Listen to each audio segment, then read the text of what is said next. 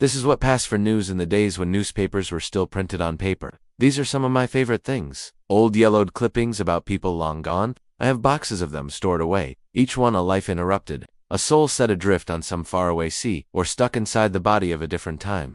I read them whenever I'm feeling blue, which is most days now that the world has gone digital and nobody reads newspapers anymore. There's something reassuring about the feel of old paper, the smell of mildew and ink, the way it all fits together like a jigsaw puzzle from a bygone era. It's an escape from the relentless march of time.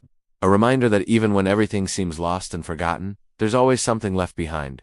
In this case, these 3 old newspaper clippings and a tarnished silver cup, I found them folded together in the back of a desk in the apartment of a recently deceased gentleman, who lived a full life before his passing at age 87. He was alone in the apartment, save for his cat, who was meandering around his corpse when I let myself in. The city had sent me to clear out the apartment. Most of his things were already gone. His family hadn't been in touch with him for years, so they didn't want anything he'd left behind, and they certainly weren't interested in taking care of his cat. So I took one look at the animal, and then I called the SPCA. As they say, cats are liquid. They'll find their way into your heart, up your curtains, and down your throat. But this cat just stared at me with wide green eyes while I boxed up the rest of the stuff that the man had left behind, which is when I saw the clippings and the trophy tucked away in the corner of the desk. I went through the box later that night, sorting through the articles and photos. The clippings spanned several decades and told the story of a man I didn't know. His name was George Bailey, and he was a hero. Well, technically, he'd been a war hero. I hate that term. It sounds cheap and tawdry, and it's usually followed by the phrase World War II veteran. But George wasn't just some cog in the military machine. He did something remarkable, something worth remembering despite all the awful things he'd seen. In 1944, he single-handedly rescued 34 Allied soldiers from behind enemy lines. The operation was dangerous, nearly impossible, and if he failed, those men would have been executed. But George managed to pull off the mission, bringing everyone back safely. He was decorated for his bravery and later interviewed about his experience. One article described him as having a cool head in a crisis. Another said he was a natural leader, quick to volunteer and slow to complain. It's amazing how much you can learn about someone from these old articles. George Bailey was modest. Even after being awarded the Distinguished Service Cross, he never spoke much about his service. He hated being in the limelight. He liked working with his hands, fixing things, tinkering. It's ironic that his greatest moment came from rescuing others, because he spent the rest of his life helping himself. He suffered from PTSD, likely undiagnosed, and self-medicated with alcohol, which is why he drank so heavily. He was ashamed of what he'd done in the war, and he tried to put it out of his mind. The last clipping was dated 1996. By then, George was an old man and the arthritis had taken its toll on his hands. He could no longer fix things, so he started collecting them instead. The local paper wrote a light feature about him and his love of collecting, and he even had a photo taken holding one of his prized possessions, a 1930s Mickey Mouse doll. Reading through these articles was like reading a diary. I felt like I knew him, like he was my grandfather or my uncle. Then I saw the trophy. It was a small silver cup with a velvet lining, engraved with the words, "For exceptional courage in the face of danger." I turned it over, looking for a date, but there wasn't one. There was also no inscription. Whoever gave it to him had done so anonymously. I wondered what it was for, if it was for saving the other soldiers, for rescuing 34 lives on a single mission, or maybe it was for something else, something that happened after the war, something he saved himself from. Maybe it was for not going insane in a world that was slowly losing its mind.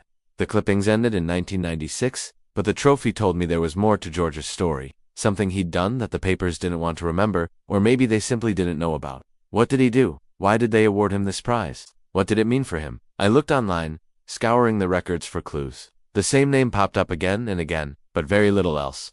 George Bailey, veteran, hero, alcoholic. He was hard to track down. He moved around a lot. No address listed for him anywhere. I even went to the town where he grew up, but the houses were gone, and the people who remembered him had passed away. But I did find his grave. It was tucked away in the back of a cemetery on Long Island. I made the mistake of visiting on a windy day. The wind rattled his headstone and whispered secrets to me that I didn't want to hear. He died alone, but not forgotten. I found his story folded between old newspaper clippings and the tarnished trophy he once tried to forget. Why did he hide these articles? Why keep the trophy if it reminded him of such a dark time? Was it pride or regret? As I stood there staring at the ground, I realized it didn't matter. We don't get to choose our memories. Sometimes we have to take them as they come, good or bad. All we can do is honor those who've passed before us and make sure their stories live on, whether they want us to or not. I placed the clippings and the trophy on his grave and walked away. The sun was setting and the sky was the color of old bruises. As I drove home, I thought about George and all the other veterans out there. I wondered if they, too, had something tucked away in a drawer somewhere, a reminder of a past they couldn't escape. no matter how hard they tried. I wanted to tell his story, but I didn't know where to start. I had nothing to go on but a few old newspaper clippings and a faded photograph. How do you uncover the truth when all the witnesses are dead? That's when I remembered something I'd read in one of the articles.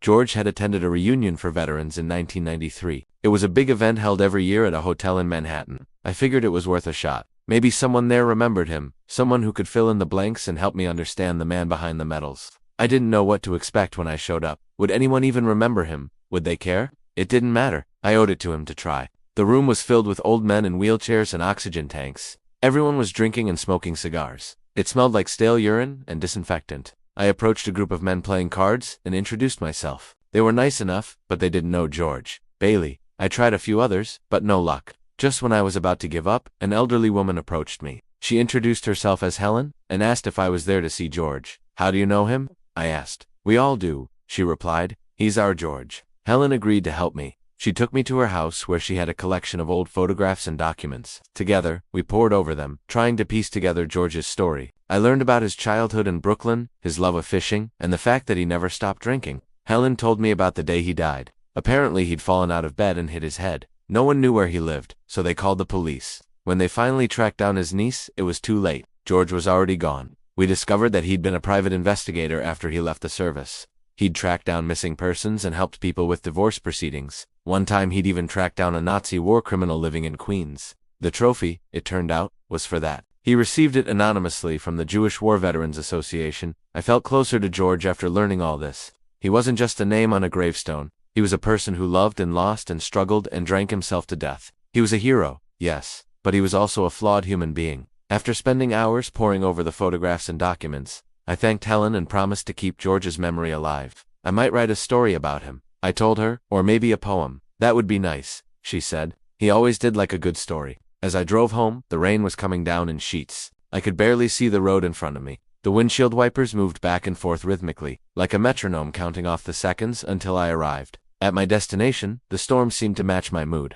I felt like I was drowning in a sea of sadness. Then, just as suddenly as it began, the rain stopped. A rainbow arched across the sky, connecting heaven and earth. I smiled. George would have liked that. He always did love a good story.